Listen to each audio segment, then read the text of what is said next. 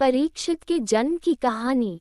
परीक्षित के जन्म की कथा महाभारत के युद्ध के समय की है, जब द्रौपदी को इस बात की जानकारी मिली कि अश्वत्थामा ने उसके 5 बेटों की हत्या कर दी है, तो उसने अनशन करने की ठान ली। द्रौपदी ने प्रण लिया कि वह अपना अनशन तभी तोड़ेगी जब तक कि अश्वत्थामा के सिर पर लगी मणि उसे नहीं मिल जाती। जब अर्जुन को इसकी जानकारी मिली तो वे अश्वत्थामा से युद्ध करने निकल गए। दोनों के बीच भयंकर युद्ध शुरू हो गया। अर्जुन को मौत के घाट उतारने के लिए अश्वत्थामा ने अपना ब्रह्मास्त्र निकाला। यह देख अर्जुन ने भी अपना बचाव करने के लिए ब्रह्मास्त्र का प्रयोग किया। तभी वहां नारद और ऋषि व्यास पहुंचे और उन्होंने ब्रह्मास्त्र का इस्तेमाल करने से मना किया। इसके बाद अर्जुन ने अपना ब्रह्मास्त्र वापस कर लिया, लेकिन अश्वत्थामा ने ऐसा नहीं किया। दरअसल अश्वत्थामा 5 पांडवों के कुल को नष्ट करना चाहता था, इसलिए उसने अपने ब्रह्मास्त्र की दिशा बदलकर अभिमन्यु की पत्नी, जो कि गर्भवती थी, उसकी ओर कर दिया। इस पर भगवान कृष्ण ने कहा, अभिमन्यु की पत्नी उत्तरा को परीक्षित नामक बेटे के जन्म का वरदान मिला है, इसलिए वह जरूर जन्म लेगा। अगर वह मरा हुआ भी पैदा हुआ तो मैं खुद उसे जीवनदान दूंगा और वह बड़ा होकर एक महान सम्राट बनेगा, जबकि तुम 3000 वर्ष तक इस पाप को ढोते रहोगे। साथ ही हमेशा तुम्हारे खून से बदबू आते रहेगी और वह ऐसे ही बहता रहेगा। यही नहीं, तुम हर प्रकार के बीमारियों से घिरे रहोगे। इसके बाद अर्जुन ने अश्वत्थामा को रस्सी में बांधा और द्रौपदी के पास ले आया। अश्वत्थामा की हालत देखकर द्रौपदी को दया आ गई और उसने अर्जुन से उसे छोड़ने की अपील की, मगर भगवान कृष्ण ने ऐसा नहीं होने दिया और उन्होंने अर्जुन को आदेश दिया कि उसके सिर से मणि निकाल ले और द्रौपदी को दे दे। इधर ब्रह्मास्त्र के गर्भ में जाते ही उत्तरा को तेज दर्द होने लगा। यह देख भगवान कृष्ण ने अपना छोटा रूप धारण किया और उत्तरा के गर्भ में दाखिल हो गए। कृष्ण का छोटा रूप एक अंगूठे के बराबर ही था। वे शंख, चक्र, गदा और पद्म सब कुछ धारण किए हुए थे। उत्तरा के गर्भ में अश्वत्थामा द्वारा छोड़े गए ब्रह्मास्त्र की आग को शांत कर रहे थे। वहीं गर्भ में पल रहा बालक उन्हें देखकर हैरान था कि मेरी मां के गर्भ में यह कौन घुस गया है। कुछ समय बाद उत्तरा ने अपने बच्चे को जन्म दिया, लेकिन वह मृत पैदा हुआ। यह देख वह रोने लगी। उसने भगवान कृष्ण से कहा, ये नारायण, आपने तो कहा था कि मेरा बेटे पर ब्रह्मास्त्र का असर नहीं होगा और वह जीवित ही पैदा होगा, वह सालों तक अमर होकर राज करेगा, लेकिन यह तो मरा पड़ा है, इसे जीवित करने की कृपा करो प्रभु। उत्तरा की बात सुनकर भगवान कृष्ण तुरंत प्रसूति गृह में प्रवेश किया और कहा, हे पुत्री, तुम दुखी न हो, तुम्हारा बेटा जरूर जीवित होगा, मैंने खुद इसके जीवन की रक्षा की है। इसके बाद कृष्ण भगवान ने मृत बालक पर अमृतमयी नजरें डाली और कहा, अगर मैंने जीवन में कभी झूठ का साथ नहीं दिया है और हमेशा ब्रह्मचर्य के नियमों का पालन किया है, कभी किसी लड़ाई में अपनी पीठ नहीं दिखाई है, नहीं कभी अधर्म का साथ दिया है, को अभी इसी समय अभिमन्यु का यह पुत्र जो मरा पड़ा है वह जीवित हो जाए। इतना कहने के बाद कृष्ण ने जब उस मृत बालक पर अपना हाथ डाला तो वह जीवित हो गया और रोने लगा। इसके बाद भगवान कृष्ण ने ब्रह्मास्त्र को वापस ब्रह्मलोक भेज दिया। यह चमत्कार देख सभी स्त्रियां आश्चर्यचकित हो गई। इसके बाद भगवान कृष्ण ने अभिमन्यु के पुत्र का नाम परीक्षित रखा। इसके पीछे का कारण था कि वह बालक कुरुकुल के नाश होने पर जन्मा था। वहीं जब युधिष्ठिर वापस आए और उन्हें बालक के जन्म के बारे में पता चला तो वे भी खुशी से झूम उठे। इस खुशी में उन्होंने हाथी, छोड़े, अन्न, गाय आदि दान दिए। इसके बाद उन्होंने ज्योतिष को बुलाया और बच्चे के भविष्य की जानकारी ली। इस पर ज्योतिषी ने कहा, यह बालक प्रभु श्री कृष्णचंद्र का भक्त कहलाएगा, यह एक धर्मी, यशस्वी, पराक्रमी व दानी होगा। ज्योतिष ने आगे बताया कि जीवन में एक ऋषि का शाप पाकर गंगा के तट पर यह श्री शुकदेव से आत्मज्ञान की प्राप्ति करेगा। ज्योतिष की बात सुनकर युधिष्ठिर खुश हुए और उन्हें दक्षिणा देकर वहां से विदा कर दिया।